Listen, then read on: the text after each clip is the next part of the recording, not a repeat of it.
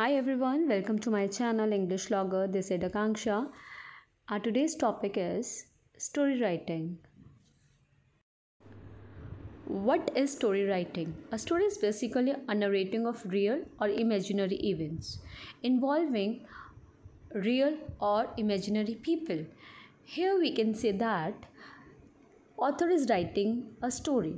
So the author, whether it's his or her wish, whether the author uses his imagination or the author uses his own imagination, or the author creates his own character or any event, whether it is real or imaginary, it depends upon the author. Most of the time stories are real also, and most of the times stories are imaginatory. So here we are focusing on both. We are not saying that story is only real, or I'm not saying story is only imaginary, but the story is narration. How interesting the story should be, it depends upon many features which we are discussing about in our next slide. Before we move on towards how to write story, uh, first we have to learn about four types of writing. When we are talking about writing, how we have to write what, so for that we have four types of writing. There you can differentiate your all the writings. First writing is expository writing, second writing is descriptive writing, third writing is persuasive writing, and the fourth one is narrative. The very first is expository writing. What is expository writing? We'll discuss. Expository. The word expository contains the word expose. So that the reason expository is an descriptor for this type of writing is that it exposes. Like, it is a subject oriented writing style in which authors focus on telling you about a given topic. Like, the author himself or herself can't add anything on his or her own. So here the author is rigid, or the author is like focusing on telling you about a given subject without adding his or her opinion. So here the author is very rigid, that whatsoever is given, the author has to write the same without adding his or her opinion. So that is an expository writing, and where we have to use like articles, where you will not change anything on your own. Like, if any data is given to you, you have to write the same. Like news, so in news you can't add, you can't subtract, you can't editing anything like on your own. So what is news, you have to tell the same, or you have to write the same. And business, technical or scientific writing. So these are the few areas where you have to use expository writing. Now, next we have descriptive writing. Descriptive, like description. The aim of descriptive writing is to help the reader to visualize in detail any character or an event, a place, or all of these at once. Like, it is a style of writing that focuses on describing anything. Like, here the author is not rigid, the author can uses his or her opinion, or what he wants to write or what she wants to write, the author can describe the things. Now, this descriptive writing, where we have to use poetry, diary writing, and descriptive passages. Like, example, in diary writing, like, I love to write diary, right? So when I'm writing diary, I'm free to write anything.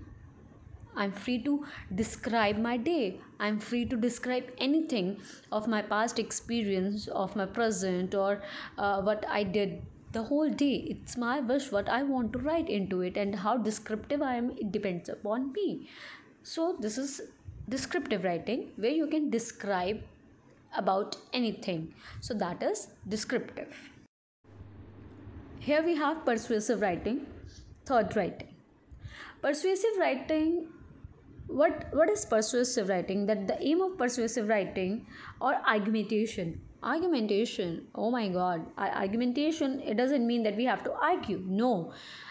Like, author has to give evidence, has to give proof. Okay, I have said this, why I have said this, just to convince others. If I have written something and I wish that others or readers will convince or will say yes, so I have to give justification and reasons for that. That is persuasive writing.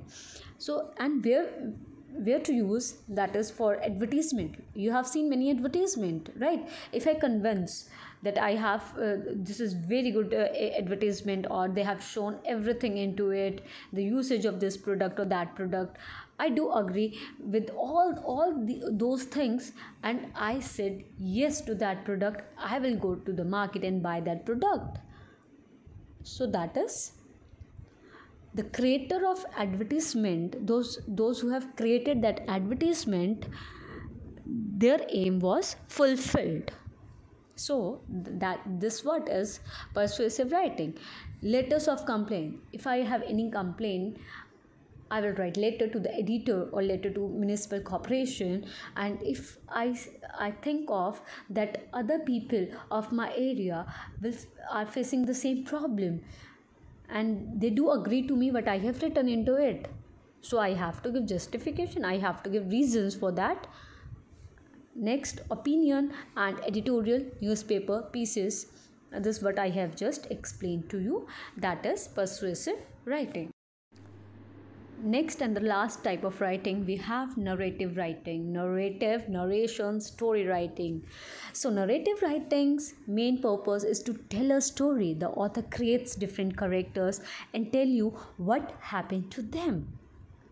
We do use it in novels, short stories, poetry, oral histories. Now, oral histories means if I'm teaching history to my children, so I have to create a story, oral. So if I'm telling about any event, any past event of our history, so how creative I am to tell to my children, or what's my purpose, that they will come to know or about our history, and it will be very interesting. So I will use this method, narrative oral histories. So that is oral history, novel, you know very well, stories, short stories, poetry, all are very common to you. So this is narrative story style, or you can say that narrative writing is a storytelling basically, or writing a story, that is narrative. Here we have features of good stories. What a good story must be having. For example, if I need to write any story, what are the things I will keep in my mind before writing a story? The very first thing is title. Like, what title I'll keep for my story, so that readers will grab, or it will grab the attention of the reader, and they will very excited to read what I have written. So title must be catchy, must be very very important. Then characters. How many characters do I want for my story?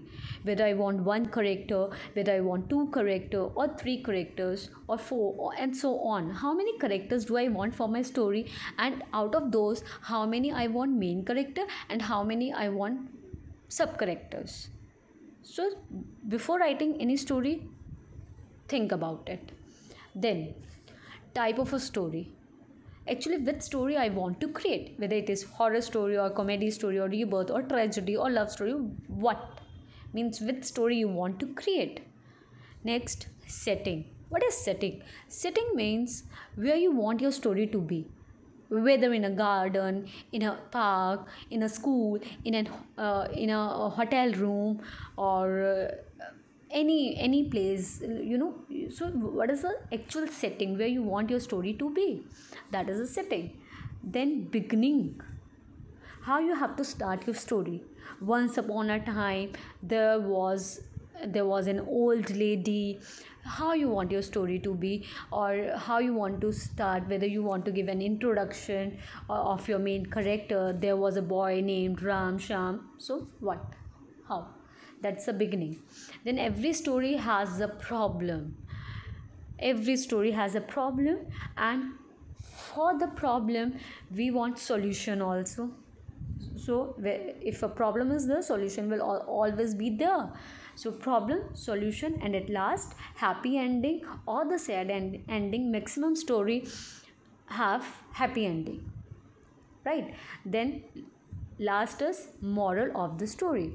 What have you learned? What moral your story is giving? That is again very important. And if we will think about ninth and 10th level, the children, those who are in ninth and 10th, the story writing is very important topic for them. So for that they have different marking scheme, and for title and moral, one mark for each, which are very important. So we have to write that in a bit descriptive manner.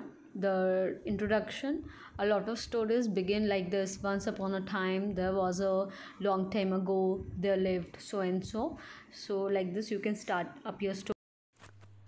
The body, events must be logically connected. That is, correct sequence of events should be given. For example, in your story you have 10 events, you have 20 events.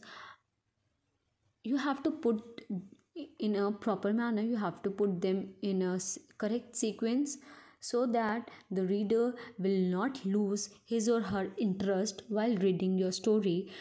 And to help readers understand and link the events, you have to use connectors. Connectors means then, now, therefore, after some time, as a result, and so on. So the correct usage of connectors are very important while writing story. So take care of that.